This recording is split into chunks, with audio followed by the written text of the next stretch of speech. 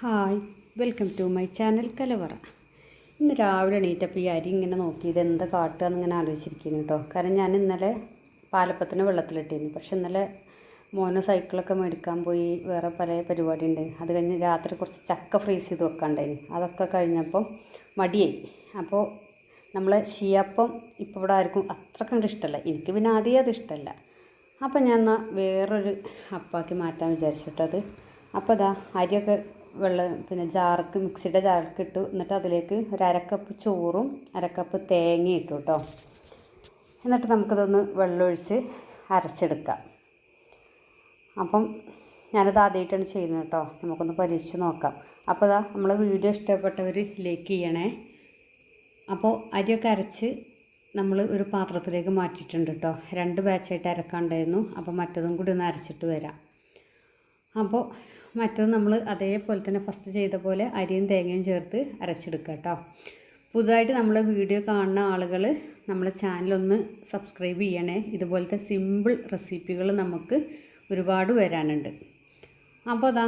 അപ്പോൾ മാവൊക്കെ അരച്ചു. എന്നിട്ട് ഞാനിതാ ഒരു ചെറിയ ചട്ടി ഗ്യാസിൽ വെച്ചിട്ടോ. ഇത് ഞാൻ പുതിയതായിട്ട് മേടിച്ചത്, എനിക്ക് നല്ല ഇഷ്ടമായി. പക്ഷെ നമ്മളിങ്ങനെ ഗ്യാസിൽ വെക്കുമ്പോൾ ശ്രദ്ധിക്കണം കേട്ടോ. അത് ഇങ്ങനെ പിടി നല്ല വെയിറ്റ് ഉണ്ടായതുകൊണ്ട് അത് താഴേക്ക് വരുന്നുണ്ട്. അപ്പോൾ ഒരു കൈ കൊണ്ട് പിടിക്കാതെ പറ്റില്ല. പക്ഷേ നമ്മളിതിങ്ങനെ വാങ്ങി തിണ്ടിൽ വെക്കുമ്പോൾ നമുക്ക് നല്ല സുഖം കേട്ടോ. പുറകിൽ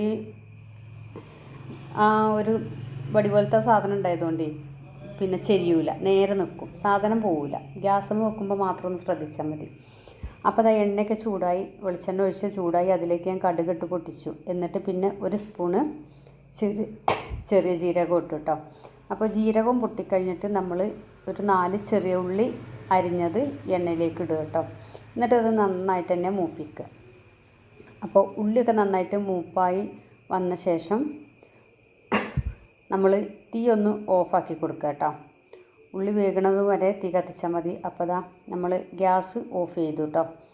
ഗ്യാസ് ഓഫ് ചെയ്തിട്ട് അതിലേക്ക് ഒരു പച്ചമുളക് അരിഞ്ഞത്, എരിവിന് അനുസരിച്ച് ഇടാം കേട്ടോ. അപ്പോൾ പച്ചമുളക് അരിഞ്ഞത്, അതേപോലെ കറിവേപ്പില അരിഞ്ഞത്, ഇത് രണ്ടും ചേർത്ത് ഒന്ന് ഇളക്കി കൊടുത്ത് നമ്മൾ അരച്ച് വെച്ച മാവുണ്ടല്ലോ, അപ്പോൾ അതിലേക്ക് ഒഴിക്കുക കേട്ടോ. എന്നിട്ട് അതൊന്ന് മിക്സാക്കി കൊടുക്കണം. അപ്പോൾ മാവിലേക്ക് ഉപ്പ് ചേർത്തിട്ടില്ല. അപ്പോൾ നമ്മൾ മാവിനനുസരിച്ചുള്ള ഉപ്പും കൂടെ ചേർക്കുക അതിലേക്ക്. എന്നിട്ട് മാവ് നന്നായിട്ട് ഇളക്കി മിക്സ് ആക്കുക കേട്ടോ. ഈ ജീരകം കറിവേപ്പിലയൊക്കെ എല്ലായിടത്തേക്കും ആവാൻ നന്നായിട്ട് തന്നെ ഇളക്കുക. പിന്നെ ഇത് ഒരു അത്യാവശ്യം ഒന്ന് കുറുക്കത്തിലാവണം കേട്ടോ. നമ്മൾ അരച്ച പരുവത്തിൽ അതന്നെ മതി, പിന്നീട് വെള്ളം ചേർക്കണ്ട. നമ്മൾ ഷിയാപ്പം ചുടുമ്പോൾ നന്നായിട്ട് വെള്ളം ചേർത്ത് നീട്ടുമല്ലോ, അതുപോലെ വേണ്ട കേട്ടോ. അത്യാവശ്യം കുറുക്കത്തിൽ തന്നെ എടുക്കണം.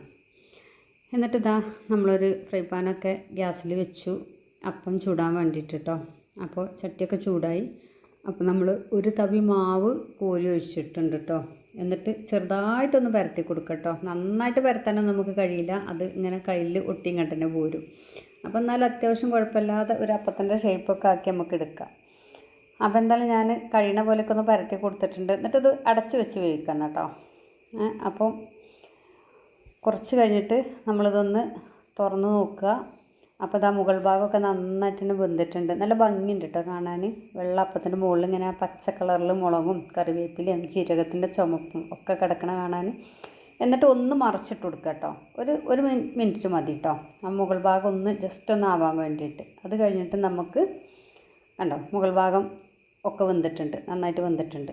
അപ്പോൾ നമ്മളതെടുത്ത് പാത്രത്തിലേക്ക് മാറ്റും. അങ്ങനെ നമ്മൾ ബാക്കി അപ്പം മുഴുവൻ ചുട്ടെടുക്കട്ടെ കേട്ടോ. അപ്പോൾ ഇതിലേക്ക് നമുക്ക് ഞാനൊന്ന് കഴിച്ചു നോക്കട്ടോ. ഞാൻ കലക്കി ഒഴിക്കണ അപ്പം ഞാൻ കഴിക്കലില്ല. അപ്പോൾ ഞാൻ ഇതൊന്ന് കഴിച്ച് നോക്കട്ടെ. അപ്പോൾ നല്ല ടേസ്റ്റ് ഉണ്ട് കേട്ടോ. നമുക്ക് ചൂടോടെ എങ്കിൽ കറികളൊന്നും ഇല്ലാത്തന്നെ കഴിക്കാൻ പറ്റിയ ഒരു അപ്പമാണ്. ഇനിയിപ്പോൾ നമുക്ക് കുറച്ച് തണുത്തിട്ടായാലും ചെറിയൊരു ചമ്മന്തിയൊക്കെ ഉണ്ടെങ്കിൽ കഴിക്കാനുള്ളൂ കേട്ടോ. കറിയുടെ ഒന്നും ആവശ്യമില്ല. അപ്പോൾ അപ്പം അവിടെ അങ്ങനെ ചുട്ടെടുക്കട്ടെ. അപ്പോഴത്തെ ഞാൻ ചെറിയൊരു ചമ്മന്തി അരക്കാമെന്ന് വിചാരിച്ചു. അപ്പോൾ എണ്ണ ചൂടാക്കി കടുക് പൊട്ടിച്ചു. പിന്നെ അതിലേക്ക് 2 കറിവേപ്പില ഇട്ടു കേട്ടോ. അത് പൊട്ടിക്കഴിയുമ്പോൾ നമ്മളിതിലേക്ക് കുറച്ച് കാശ്മീരി മുളക് പൊടി, ചമ്മന്തി കുറച്ച് കളർ കിട്ടാൻ വേണ്ടിയിട്ട് കാശ്മീരി മുളക് പൊടി ചേർത്തു. എന്നിട്ട് തേങ്ങ അരച്ചത് ചേർത്തു കേട്ടോ. ഈ തേങ്ങയിൽ എന്തൊക്കെയാണെന്ന് ചോദിച്ചാൽ കുറച്ച് പുളി, കുറച്ച് മുളക് പൊടി, കറിവേപ്പില, ഒരു ചെറിയ ഇഞ്ചി കഷ്ണം, ഇത്രയും ചേർത്ത് അരച്ചതാണ് കേട്ടോ. അപ്പോൾ അത് ഉപ്പും ചേർത്ത് നമ്മൾ ഈ കടുക് താളിച്ചിലിട്ട് ഒന്നും ഇങ്ങോട്ട് ജസ്റ്റ് ഒരുപാട് തിളപ്പിക്കൊന്നും വേണ്ട കേട്ടോ. തീ അപ്പം തന്നെ ഓഫാക്കാം നമുക്ക്. എന്നിട്ട് അതും ഇട്ട് നന്നായിട്ട് തന്നെ ഇളക്കി നമ്മൾ റെഡിയാക്കി. അപ്പോൾ ഇതാ നമ്മളെ അടിപൊളി അപ്പം ചട്നിയും തയ്യാറ്. ഇന്നലത്തെ സാമ്പാറും കൂടി ഉണ്ടായിരുന്നു കേട്ടോ.